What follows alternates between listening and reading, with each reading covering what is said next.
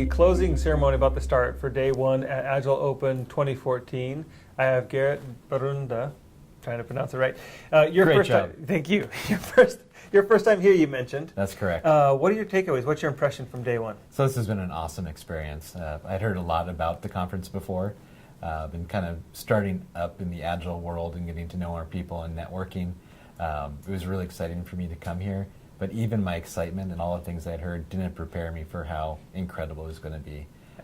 Getting the opportunities to learn from all the other people, learning about their experiences, and then being able to also help them with many of the questions they had or the concerns they had or the directions they could take their organizations has been very rewarding. Is there a session that stood out, your particular favorite today that you got a lot out of? Or? I think the final session that I was a part of, which was a conversation about SAFe versus Scrum, the correct implementation of it. Very esoteric conversation at first, but what it really boiled down to was that one of the other attendees was having some challenges inside their organization. And the group really kind of created a wall around her and said, listen, we really understand the problems you're having. Tell us more about it. And the result of the session was she walked away with a lot more confidence to challenge her organization in the way they were implementing their process. She feels like her intuition told her that things weren't going right, but she was afraid to challenge the status quo. Well, she was with a group of other people who had gone through it, many, many times, who'd seen similar problems, and we're all telling her, no, your intuition's 100% right. You're not crazy. You're not crazy.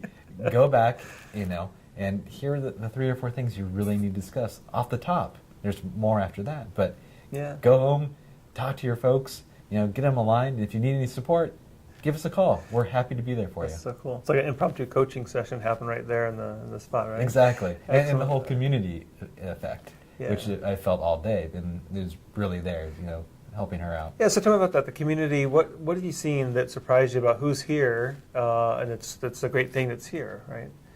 There's a mix, I'm imagining, of the folks that have showed up. So it was really surprising. So when I got here this morning in the opening session, I was expecting to be one of a handful of newbies.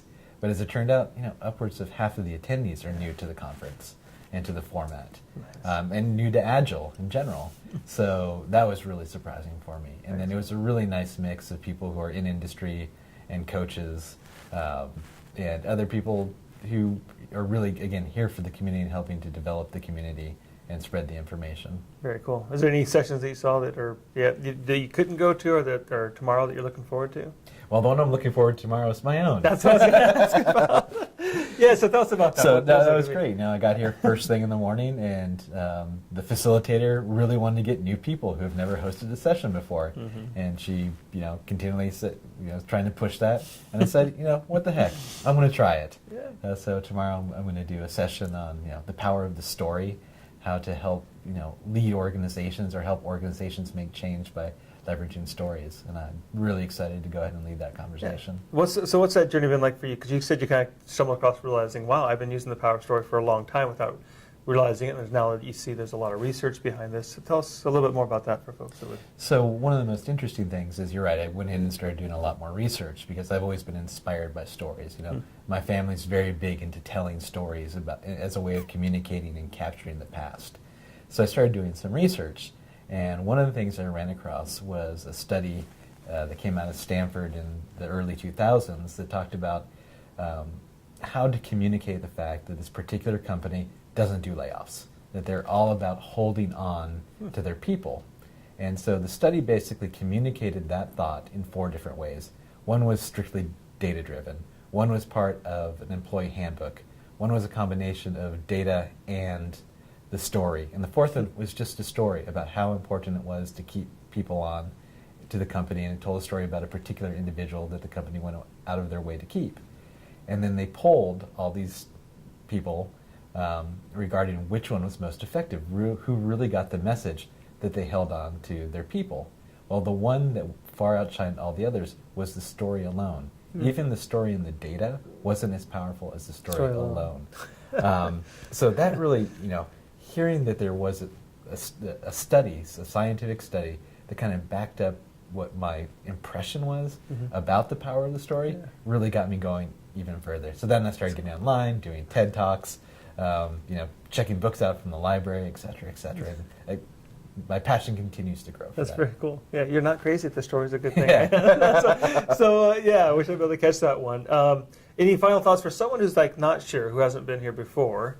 What would you recommend? What would you say to them if someone's like, I don't know, this Agile Open thing, you don't know who the speakers are, I don't know if I should go or not. What would you say? You have to come and experience it. You have to just throw yourself into it. It's very similar to running an Agile project, right?